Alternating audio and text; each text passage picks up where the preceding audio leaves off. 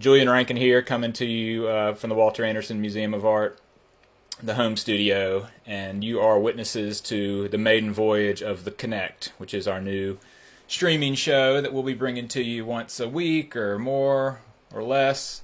But the hope is that we'll be able to connect our collection with some of the cool things that are happening around the state with other contemporary artists, also community members, people who are just doing interesting and creative things.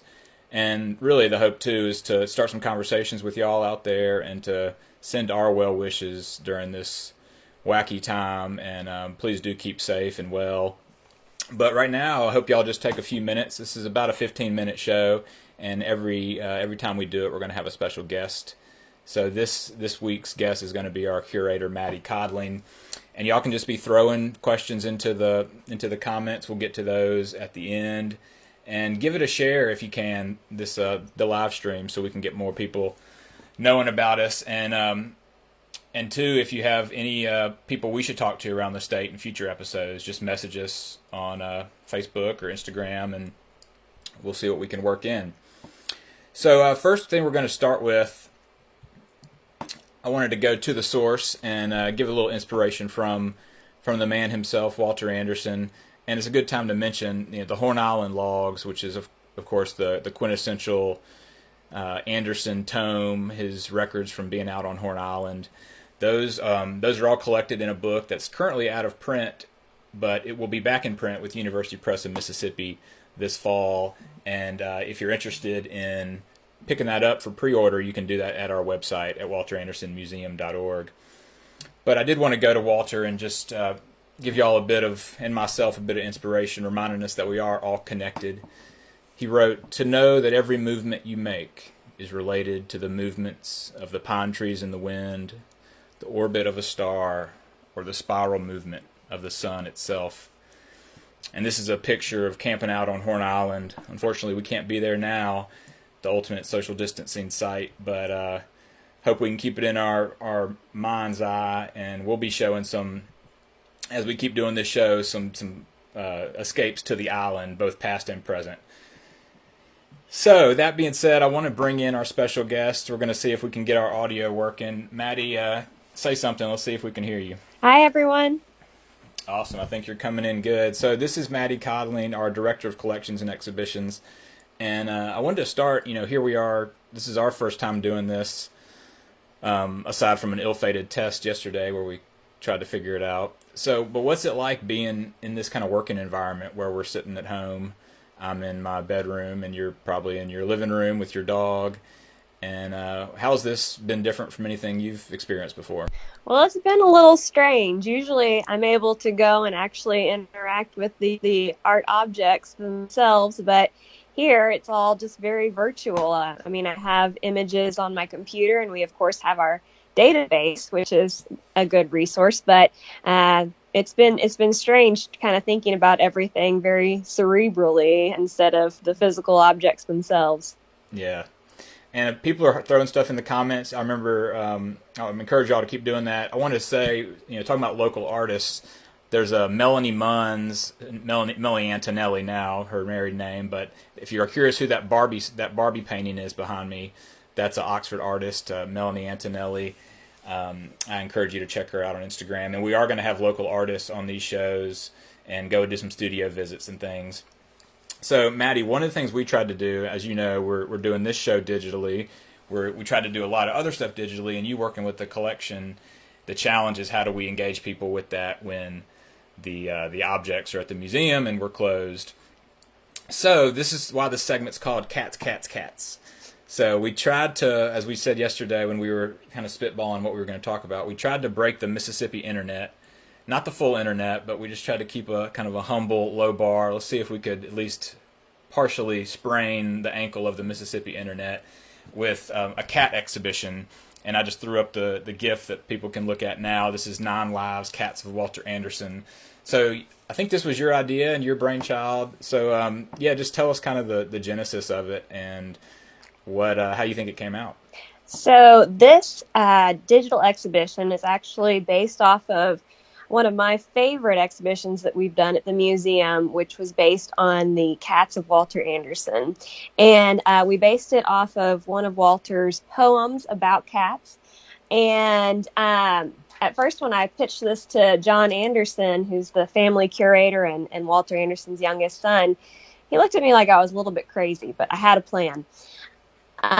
So this whole exhibition it's really interesting because we can actually chart the course of Walter Anderson's development as an artist through really a single image, which is the image of a cat. And we have cat images, drawings, paintings, sculptures, carvings, linoleum blocks from throughout his career. And we just thought it would be really fun to bring this back, especially when everyone is kind of stuck at home and in a little bit of a funk. How much more necessary is it to have something fun like cats and all of their quirky depictions that Walter painted, carved, sculpted them in throughout his life. So that's really kind of the beginning of why we decided to actually put this together at this time. I think we also really needed a little pick-me-up ourselves, and it certainly did that. Absolutely. And so everybody out there, y'all can go check this out now. It's at bit.ly/WAMA cats if you want to do the short link, or just go to our website and it's on the homepage. And like Mattie said, there's like 65 different cats that you can see from Walter Anderson, and really fun stuff, but also there's a lot of great information. It's a good way to see how he developed over the course of time, from his 1920s college experiences to 1960s, when he was still obviously creating his most visionary work, but still painting cats and drawing cats. So we're going to throw up a couple of these images you wanted to talk about, Mattie, and the lioness. We're going to pull that one up on the screen. So what do you want to tell us about this one, and why do you want to focus on this period? This is from his college years, right? But when he was still studying. Yes. And actually, I was reading about this this morning, and these are actually from his time in New York, and which I wasn't aware of. I thought they were from Pennsylvania, but this image really sparked the whole beginning of this exhibition. When I first saw these drawings, I had never seen them before, and they were so unusual. We think of Walter Anderson's work as being these very vibrant, otherworldly watercolors, and in these images of lions, he has the musculature, he has these graceful lines that flow throughout the body of the cat. And you really see the young artist as he was at that time, developing that line that we see so beautifully illustrated, especially in the later years. But these images, it's amazing how much Walter has actually been able to communicate just through a Conte crayon in these images. You have weight, you have mass, you have structure, and he's also been able to capture the feeling of these creatures as they're kind of relaxing in their enclosures at the zoo. So this one I especially wanted to look at because I think it shows us just really how far Walter Anderson develops by the time we get to those later years when he's on Horn Island in the 50s and 60s. Totally. And so, and then this other one of the other ones we wanted to look at was this bird's eye view. And this is from a section on mental illness. And so these were sketches that he did on the back of letters that he would be writing home to his wife. But, at first glance, you don't necessarily see the cat, but then you look down and there it is walking through the yard. And so tell me a bit about how you see, how does the cat, what kind of character is the cat playing in these? So these were an interesting thing, and these were almost a little bit of a sidebar when we were developing the exhibition. These weren't included in the physical exhibition at the museum. So these were a bit of an afterthought, but I especially wanted to show during the time when Walter is in the mental hospitals, what he was thinking about at that time. And the more I looked at these, the more I noticed, like you mentioned, the cats that are kind of hiding in the corners, or they're sleeping under trees. And it's almost as if the cats have kind of become this metaphor for an idyllic life. And again, like you said, these are drawn on the back of notes to Walter's wife while they are separated. And I think it's just a really beautiful way of showing, kind of how cats weren't just creatures to Anderson, but they were almost these ideals for, or symbols of an idyllic life, comfort, home. And we see that especially in these, and you can see there's three little cats down in the bottom left corner of this piece. Nice. And then going on to some other ones, there's a whole section on Old Fields where Anderson was living, his in-laws' home, family home, on Old Fields and the motifs, the 7 motifs, and again through the lens of cats. And so there's this one which our director of education actually talked about in a recent video, a block printing video, where he was introducing these motifs and how Anderson would draw these 7 motifs oftentimes in the corners of the pages that he was drawing on. And of course, these are the shapes that he became known for his signature style and line work. So this is a great one. I just love the frolicking, kind of rolling around little kittens here. Why'd you want to focus on this one? This is one of my personal favorites from the Old Fields period.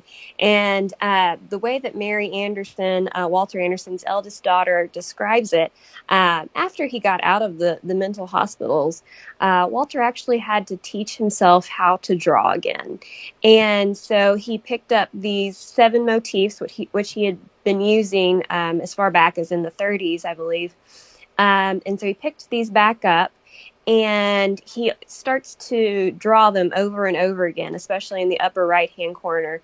And it's kind of like how a pianist is warming up their hand before they start to play the piano. And so it's really him kind of warming up, getting his hand moving in the way that he needs it to, so that he can create these images.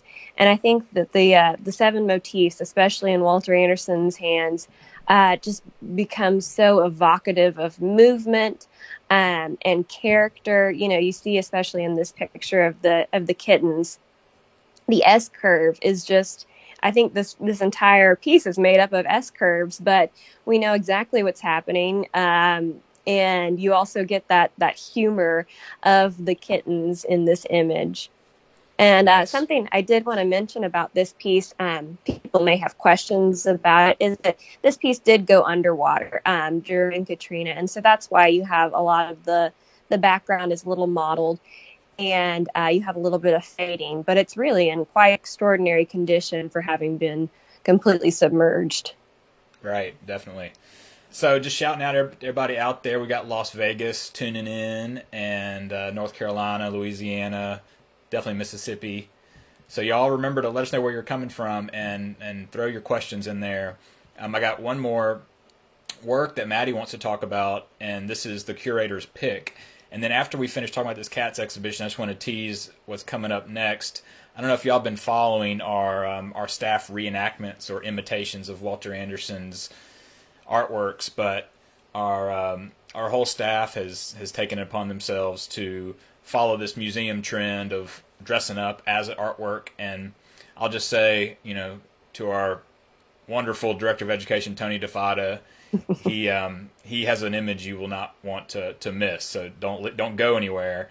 And back to Mattie though, the final one we want to look at from this cats exhibition is the Curator's Pic, and it's this cat bathing, and this is from the later years, a watercolor, of course, on 8.5 by 11 typing paper, as Anderson was known to use. So tell me what it was about this one that, out of all the cats, you picked this as your pick. So I love in this work how Walter Anderson has used something that we call color modeling. And as a watercolorist myself, it's really difficult to actually do this or wrap your head around this process, because what Walter's doing is he's not using any paint of white or black to create tone and shadow. He's using all color or the color of the paper. So the highlights are really produced by the paper itself, and then Walter comes in with these colors and creates tone and shadow and movement. And if you go to the site, you can actually scroll in close to the image, and actually that's kind of a fun feature because I don't usually let people get that close. And you can see the individual brush strokes that Anderson's put into this depiction of a cat, and you really see how intricate it truly is. So I encourage everybody to take a look at that particular work in the Cats exhibition online. It's really extraordinary. And if you go to that exhibition page, you'll see there's some little ads within the context of the exhibition. We want to see your cat drawings, your cat pictures. So flood the internet with your own cats, and let's get a whole thing going around Walter Anderson's cats. So moving on from that, I mentioned we wanted to talk about what our staff's been up to. We've been meeting and working and doing all the museum things that we can do from remote places, but we also wanted to go a little bit beyond and keep this theme of putting the collection in new places and packaging it in new ways. And so right now we're looking at a little teaser, and we're going to look at some more of the images that the whole staff did. But again, it's kind of our imitation game. We started off with Anthony DeFada, who is our Director of Education, and if he's in the comments, I want him to say something about his experience. But now, Mattie, we're looking at several of them. We got Amanda, yourself, me, and Tony all up on the screen. So tell me about, as a curator, this is a different way of thinking about the collection and deploying it, but this was your idea again, and where did that come from, and how do you think we pulled it off? Well, personally, I think that we did an awesome job at pulling this off. I had a lot of fun with it. I think we all did. But I'm sure most people have seen online the museum challenge. So this isn't like a new thing. But I was thinking about it in context of Walter Anderson's work, of course, and thinking about how we could actually use this. Why do we need to rely on other people having all the fun with their artwork? Why can't we have fun with ours? And so I put it out there to the staff and the challenge, as you say, and everybody delivered, and they delivered top notch. I do have to say that Tony's is my favorite. He killed it right off the bat. But what's really fun about these two is that I think we also learned a lot about Walter Anderson's work in the process, and we're also fulfilling our mission. We're bringing notice to these artworks that may not get a whole lot of study, but by actually reenacting them, we are encouraging people to take a closer look at the works themselves, and to notice the humor that Walter Anderson put into these works, the line work. Personally, I had a lot of fun with mine. Yeah, we're looking at yours now, so kind of walk us through. Well, okay, so I am holding one of our donation buckets from the museum. We usually use those for our kids' craft activities. And then I am also holding my favorite coffee cup, which one of my delightful interns gave me one year, and it says, "Not today, Satan." So it's kind of a punch to the quarantine itself. And then I have also employed the use of pipe cleaners from our interactive table and my own bed sheet. So we have truly resourced from our environment here. But this was a lot of fun to put together. And I got to study Walter Anderson's work in a different way. Actually putting kinesthetic movement into a line drawing is always kind of an interesting experiment. And so I know I had a lot of fun with mine. And Julian, I think you also did a line drawing.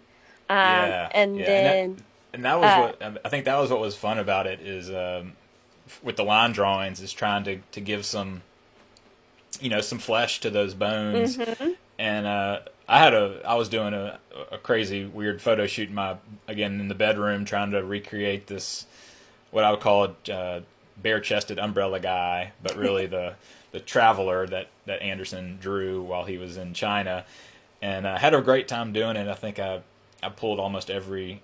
I got my 5-year-old's ladybug umbrella and my wife's fan and some blouse, I think that's hers, and I found a hat. So yeah, I think it came out good, and all of us did great. Amanda, like I said, she did the black cat from the Little Room, which is one of the muraled cats featured in our digital exhibition. And I don't want to forget, Megan, her husband stepped up and did Father Mississippi, and then Eve, Amanda's daughter, did another one. So y'all should go to our Instagram page and check all those out. But I do want to kind of give it up. Now we are going to look at Tony's. This got to be our most liked Instagram post ever. At last count, it was almost 900 folks had chimed in, and many of them saying this one is the winner, that it made their day. He nailed it. So if Tony's in the comments, I'm gonna remind him to say something. If not, I'll speak for him. He said, "Yeah, the construction workers across the street were very interested in what we were doing." So Tony and I. It was all Tony's idea. He had this furry costume. He doesn't know if it's a bear or an alien or what it might have been intended to be, but for some reason, Anthony DeFada has everything in his closet that could possibly be needed for education, even a furry costume. And so he had already scouted a tree out over in downtown Ocean Springs. So we just got the ladder, and he jumped into his costume out there it was a pretty hot day, and climbed up there with his coronavirus protected gloves on, and the rest is history. And then what was really funny about all of these is how we weren't looking at the image like right when we were doing all of them, but then they all seemed to line up pretty perfectly. And I think maybe that's just because we have the spirit of Walter Anderson in us. But the bear definitely was an auspicious way to start, and I think he has to take the prize. Do you have like a trophy for him, Mattie, or is there, what can we give Tony for going above and beyond?